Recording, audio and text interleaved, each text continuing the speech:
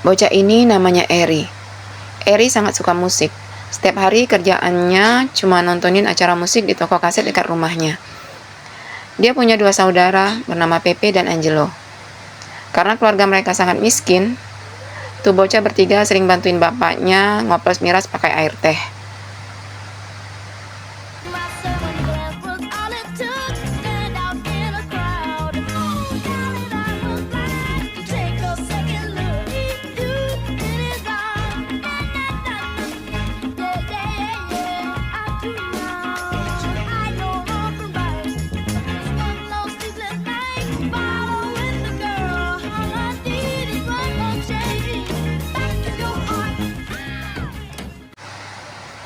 Selesai ngoplos, Eri bersama 2 saudaranya minta ikut sang ayah ke pasar. Awalnya dilarang, ayah takut kalau nanti ketahuan bisa kena masalah. Tapi karena mereka terus mohon, ayah akhirnya luluh juga. Di pasar, Eri keluarga dengan mudah menipu polisi. Teman ayah yang baru pertama kali melihat kehebatan 3 bocah itu pun kagum. Lalu bertanya, jika sudah besar nanti, apa cita-cita mereka? Mendengar pertanyaan barusan, Eri hanya terdiam. 9 tahun kemudian, tepatnya pada tahun 1985, terlihat Eri sudah tumbuh dewasa. Malam itu, Eri sedang mencoba melamar jadi DJ di bar. Tapi karena penampilan Eri jelek dan nama panggungnya juga aneh, lamarannya ditolak. Keesokan paginya, Eri bekerja. Sekarang dia bekerja di toko kaset, tempatnya nonton acara musik waktu kecil dulu. Eri ini jago mengcopy dan meracik banyak lagu, dan dari beberapa lagu lalu dijadikan playlist dalam satu kaset. Ketika sedang membuatkan kaset, pesanan orang, Eri teringat kejadian tadi malam. Ia lalu mengganti nama panggungnya dari DJ Ari jadi Mix by Eri. Saat pulang, Angelo memberitahu kalau di dekat rumah katanya polisi akan menjalankan operasi penangkapan gembong narkoba. Waktu Eri mau pergi melihat, di jalan gak sengaja nabrak 3 bocah songong. 3 bocah itu lalu membuli dan memukuli Eri habis-habisan hingga babak belur. Dari belakang, Angelo yang melihat saudaranya dipukuli pun kesal. Ia lalu mencari batu.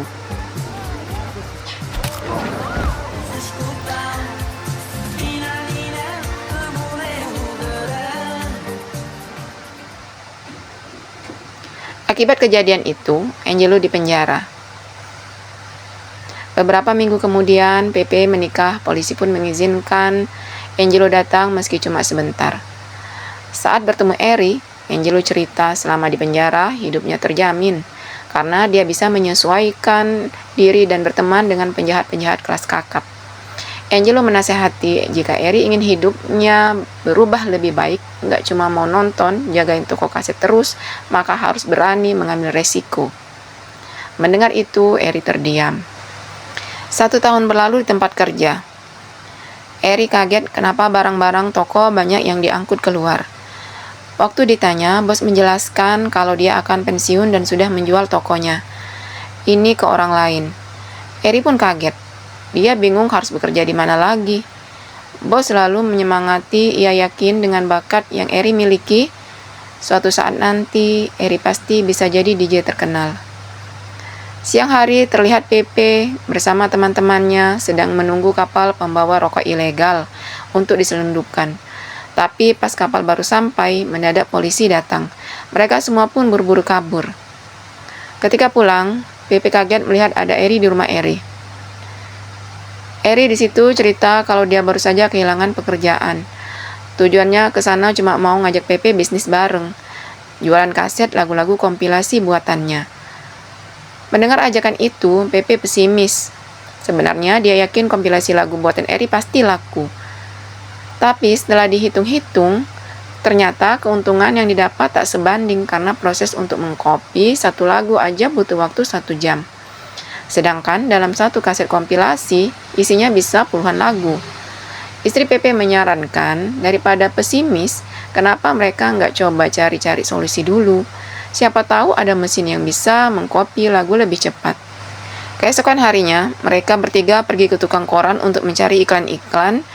Ternyata ada mesin yang bisa mengcopy lagu hanya dalam waktu 2 menit aja. Tapi karena harga mesinnya mahal banget, Pepe dan Eri sepakat meminjam uang ke rentenir. Setelah dapat pinjaman, beberapa hari kemudian, Eri akhirnya membuka toko sendiri. 2 minggu berlalu, toko Eri selalu ramai pengunjung. Hari itu, waktu Pepe sedang sibuk melayani pelanggan, ada seorang wanita cantik bernama Teresa datang mencari rekomendasi lagu. Dengan sigap, Eri pun menyebutkan judul-judul lagu sesuai yang Teresa minta.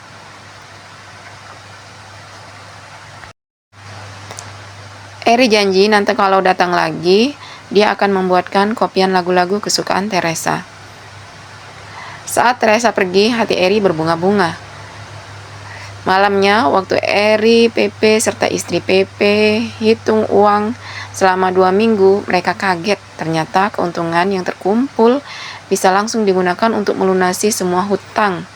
Bahkan masih ada lebihnya, sekitar 3 juta lira atau 24 juta rupiah. Eri di situ dapat ide, di mana kalau minjem uang dari rentenir, lebih banyak lagi untuk menjual kaset kompilasi lagu mereka ke seluruh wilayah Italia. Mendengar ide itu, ketika Pepe teringat teman-teman penjual rokok ilegal, keesokan harinya Pepe mengajak Eri menemui teman-temannya. Di sana Pepe menawarkan daripada menjual rokok ilegal, lebih baik mereka menjual kaset kompilasi lagu buatan Eri aja. Keuntungannya lebih besar dan mereka juga bisa lebih tenang, tanpa takut ditangkap polisi. Pada masa itu, peraturan pembajakan dan hak cipta masih belum ada. Jadi, bisnis jualan kaset bajakan Eri bukanlah pelanggaran hukum. Pepe bilang jika mau bergabung, maka mereka bisa datang ke toko Eri minggu depan. Setelah dapat pinjaman uang sebesar 200 juta lira atau 1,6 miliar rupiah, Eri dan Pepe mulai memproduksi kaset kompilasi lagu sebanyak mungkin di toko yang mereka namakan Toko Mix by Eri.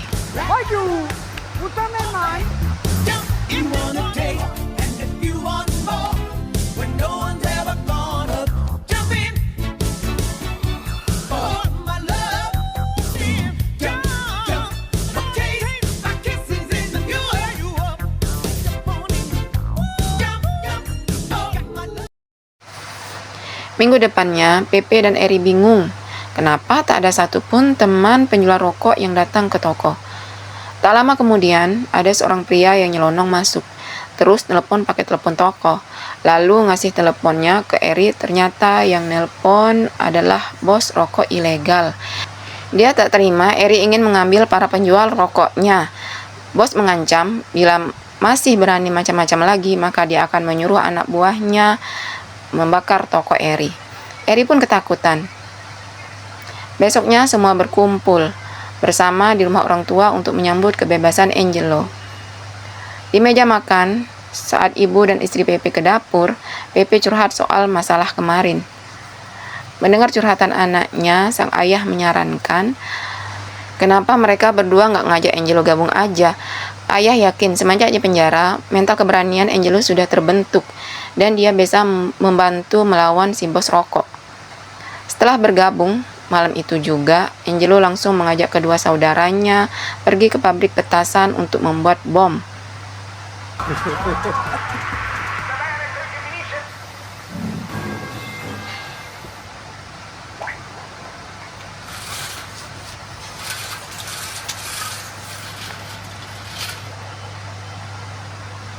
Volete morire tutte e due?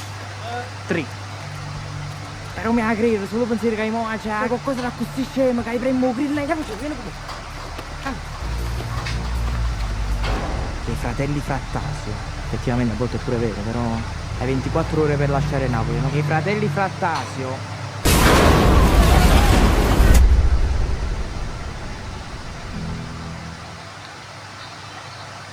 Beberapa minggu setelah pemboman, si bos rokok sudah tak berani mengganggu bisnis Eri lagi.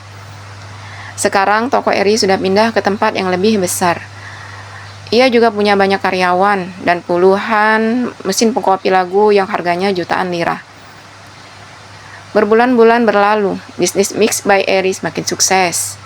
Hingga akhirnya mereka bertiga bisa membeli mobil Lamborghini, warga keluaran terbaru. Suatu malam, Angelo mengajak Eri pergi ke bar langganannya. Di sana, Angelo bilang sekarang Eri bisa mewujudkan cita-citanya. Jadi DJ sekaligus mempromosikan kaset Mix by Eri. Waktu Eri naik panggung, ternyata semua orang sudah mengenalnya. Salah satu DJ terkenal bahkan sampai memuji lagu-lagu kompilasi ciptaan Eri yang keren. Pas lagi asik nge-DJ, Eri kaget melihat Teresa juga ada di sana sedang menonton pertunjukannya. Selesai acara, Eri mengajak Teresa ngobrol. Ia basa-basi nanyain kenapa Teresa nggak pernah datang ke tokonya lagi. Dengan muka bete, ternyata Teresa jawab, gimana dia mau datang kalau tokonya aja udah pindah. Mendengar itu, Eri bilang iya juga ya. Teresa lalu menagih janji Eri dulu yang ingin membuatkan lagu kompilasi untuknya. Eri pun mengajak Teresa ke laboratorium tempat percetakan kasetnya. Sampainya di sana, dia menunjukkan beberapa rekomendasi lagu pilihan yang enak-enak. Di momen itu, mereka berdua mengobrol panjang lebar, hingga terbawa suasana. Ketika Eri ingin mencium Teresa, mendadak Pepe dan Angelo datang, lalu memberitahu barusan salah satu bos mafia menelpon minta ketemu mereka sekarang juga. 3 saudara itu pun bergegas pergi. Di rumah bos mafia, saat baru masuk, ada seorang fotografer yang memfoto mereka bertiga. Ketika bertemu bos mafia, si bos menjelaskan karena bisnis Eri berada di wilayah kekuasaannya, jadi Eri harus mengikuti peraturannya. Bos menawarkan kesepakatan. Ia akan melindungi bisnis Eri asalkan dia dapat bagian dari keuntungan penjualan kaset. Mendengar tawaran barusan, Eri minta waktu untuk menjawab. Di perjalanan pulang, 3 saudara itu berdebat. Eri dan Angelo ingin menolak, tapi Pepe takut jika tawaran bos mafia ditolak, keluarganya bisa ikut terseret masalah. Di tengah perdebatan, mereka melihat mobil mafia dari kota lain sedang jalan menuju rumah bos mafia tadi. Keesokan harinya, bentrokan antara 2 kelompok mafia semalam masuk berita TV. Di TKP, seorang kapten polisi bernama Riccardi menemukan foto Eri, Pepe, dan Angelo yang sebelumnya sempat difoto fotografer. Riccardi pun mulai penasaran, siapa sebenarnya mereka bertiga. 1 tahun berlalu, tepatnya pada 1987, ketika Angelo sedang merayakan kemenangan tim sepak bola kotanya, mendadak dia dapat pesan dari Pepe. Pepe mengabarkan sekarang laboratorium sedang digerebek dan polisi menyita beberapa mesin pengkopi lagu mereka. Sorenya di toko, Eri serta 2 saudaranya rapat. Mereka kesal kenapa polisi mengganggu padahal bisnis mereka tak melanggar hukum sama sekali. Tak ada undang-undang tentang pelanggaran pembajakan. Besoknya 3 saudara itu pergi ke notaris untuk membuat PT dan mendaftar pajak. Jadi polisi sudah tak punya alasan mengganggu lagi.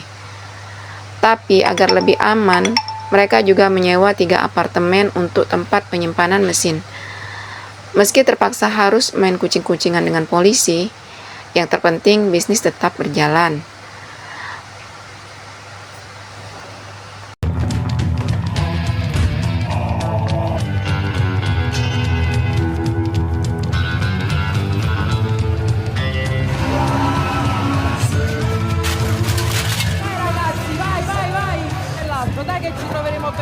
Capisco la rapina dell'autore, la di migliaia di lire perché c'è la rapina. Ma questa è un'industria? Sì. Il problema della contraffazione è più o meno qui. Le continue operazioni quanto poteva essere remunerativo e il termine pirata ora era di uso comune. Tirarono l'interesse degli giornalisti. 1 bulan berlalu sesuai harapan. Bisnis Eri berjalan lancar dan aman. Suatu malam, waktu Riccardi sedang patroli di pinggir jalan, dia bertemu penjual kaset bajakan, Mix by Eri. Pas diperiksa, Riccardi kaget. Gimana bisa ada kaset berisi lagu baru? Padahal lagu itu belum resmi rilis. Besok paginya, Riccardi melapor ke atasan. Sindikat pembajakan ini harus segera ditangani. Jika dibiarkan terus, bisa semakin meluas. Namun sayang, atasan tak menanggapi serius. Toh undang-undangnya aja belum ada. Jadi jangan terlalu dibesar-besarkan. Riccardi yang kesal meluapkan emosinya dalam mobil. Meski tak dapat dukungan, tapi Ricardi tak mau diam. Ia lalu pergi ke toko Mix by Eri. Di sana Ricardi membentak dan menyuruh mengaku dari siapa serta bagaimana cara Eri bisa dapat akses lagu-lagu baru. Mendengar berita itu, Eri tak gentar sama sekali. Dia malah bilang Ricardi tak punya hak bertanya dan dia tak wajib menjawab. Ricardi pun semakin marah. Ia bersumpah suatu saat nanti dia pasti akan menyeret Eri ke penjara dengan tangannya sendiri. Sementara itu, di kota Milan, terlihat ada seorang CEO perusahaan kaset bernama Arturo sedang membaca laporan keuangan penjualan bulan ini. Arturo lalu menelpon staf keuangan dan bertanya, apa staf itu salah tulis? Mana ada orang yang mau beli ratusan ribu kaset kosong sampai membayar 5 miliar lira? Stafnya pun menjawab, dia nggak salah tulis. Perusahaan Mix by Eri benar-benar memesan ribuan kaset kosong, seharga 5 miliar. Keesokan harinya, Arturo mengundang Pepe, Eri dan Angelo makan siang mewah di kota Milan. Arturo menyambut 3 klien spesialnya itu dengan baik. Ia lalu memberitahu, alasannya mengundang mereka adalah untuk menawarkan kerjasama. Dia akan menjamin kebutuhan kaset kosong toko Eri selalu terpenuhi asalkan Eri menjadikan perusahaan hanya supplier tunggal dan jangan terima kaset dari perusahaan lain. Arturo juga janji akan memberikan harga paling murah. Mendengar itu, Eri setuju. Di jalan pulang, Angelo, Pepe dan Eri sangat senang sambil terus membahas obrolan tadi. Sekarang mereka sudah tak perlu pusing-pusing mencari supplier kaset kosong lagi. Tapi di tengah jalan, tiba-tiba Eri turun dari mobil, kemudian berlari ke toko musik seberang jalan. Angelo dan Pepe lalu bergegas menyusul. Di toko itu, terlihat ada benda baru, penyimpan lagu, bernama CD. Mereka bertiga pun lemas. Malamnya, waktu sampai rumah, Eri curhat ke istrinya, yaitu Teresa. Kini Teresa dan Eri sudah menikah. Setelah melihat CD tadi, Eri lemas. Ia menyesal telah memesan kaset terlalu banyak dan terlalu menggebu-gebu mengejar kesuksesan sampai tak menyadari perkembangan teknologi. Karena suasana hatinya sedang down, Eri lalu bertanya, bila seandainya dia bukan pemilik toko Mix by Eri, apa Teresa masih mau bersamanya? Sambil tersenyum, Teresa pun menghibur suaminya.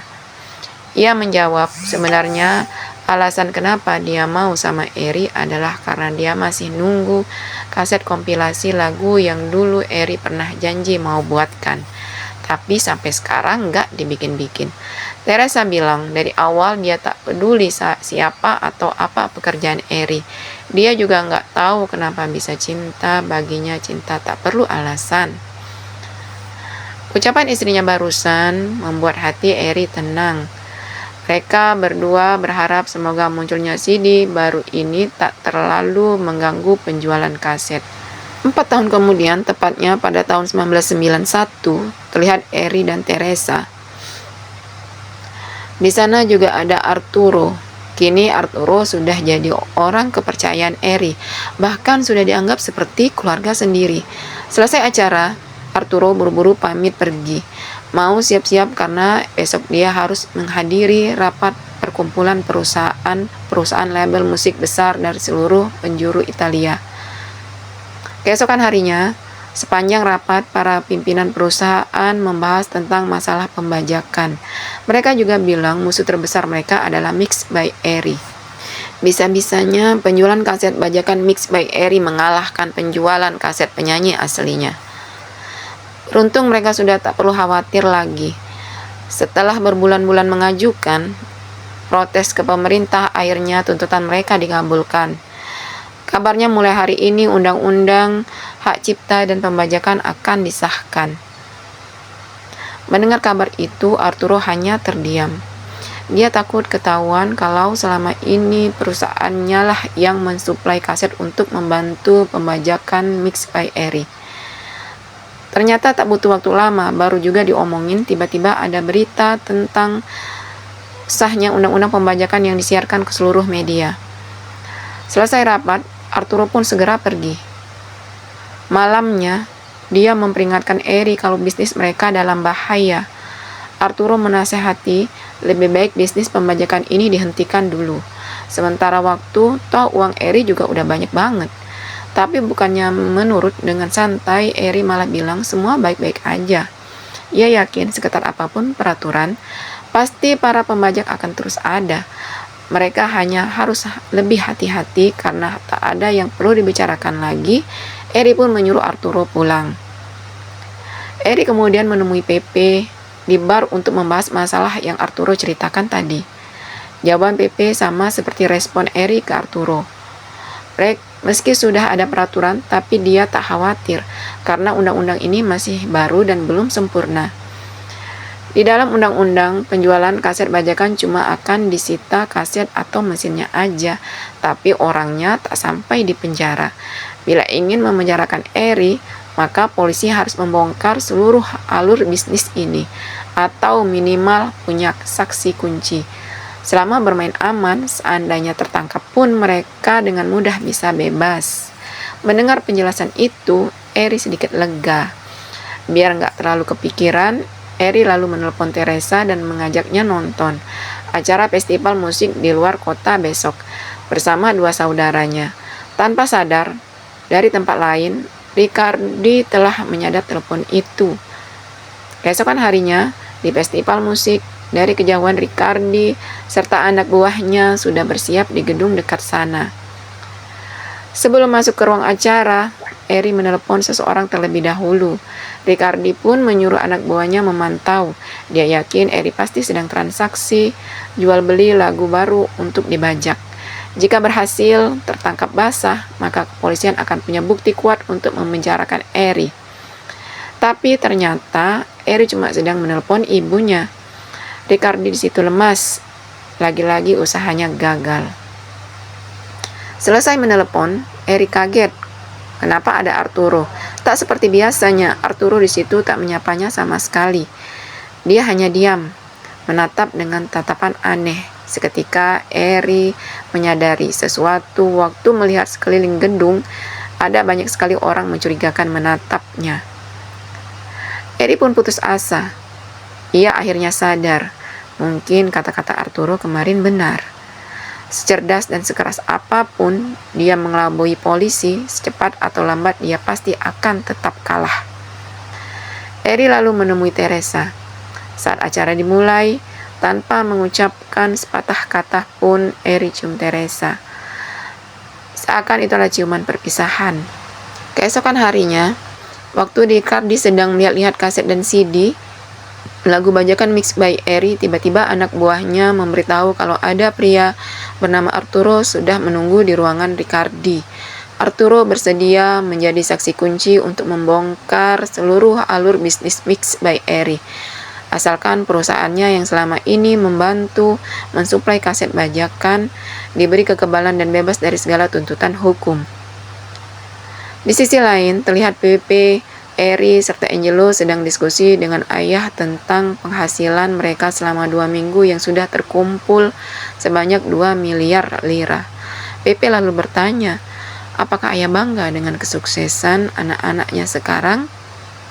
Bukannya menjawab, sang ayah malah meminta ketiga putranya membantu mengoplas miras palsu di momen itu. Mereka semua terlihat bahagia sambil mengenang masa lalu. Sehebat dan sedewasa apapun anak-anaknya di mata ayah mereka, tetaplah bocil.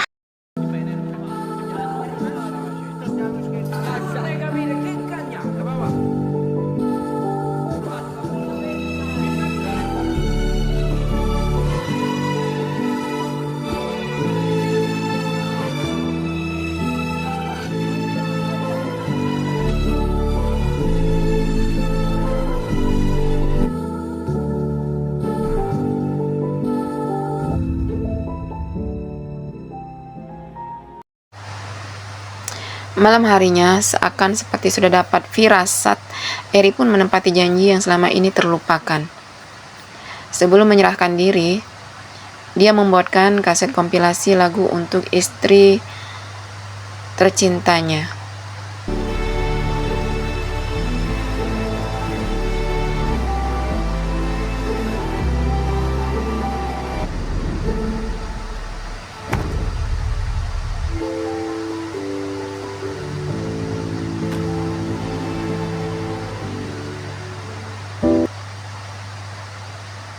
Ketika baru masuk penjara, Pepe, Eri, dan Angelo disambut meriah oleh seluruh tahanan. Ternyata fans penikmat lagu-lagu kompilasi ciptaan mereka tersebar hingga ke penjara. Beberapa minggu kemudian, tibalah di hari persidangan. Sebelum masuk ruang sidang, pengacara meminta Eri jangan mengaku salah dan jangan beritahu apa-apa. Pokoknya beres. Karena undang-undang ini masih belum sempurna, mereka pasti bisa bebas dan bisa terus melanjutkan bisnis pembajakan lagi. Mendengar kalimat si pengacara, Eri hanya terdiam dilema. Satu sisi dia memang ingin bebas, namun di sisi lain dia juga ingin hidup tenang. Dia sudah sangat lelah dengan bisnis pembajakan yang harus selalu kucing-kucingan dari polisi. Tak lama kemudian, persidangan dimulai. Di sana, Teresa juga hadir di bangku belakang hakim. Lalu membacakan banyak sekali tuntutan berlapis-lapis. Selesai dibaca, hakim bertanya, apakah Eri mengaku salah? Saat menatap wajah istrinya, hati Eri terasa tenang. Eri pun menjawab, dia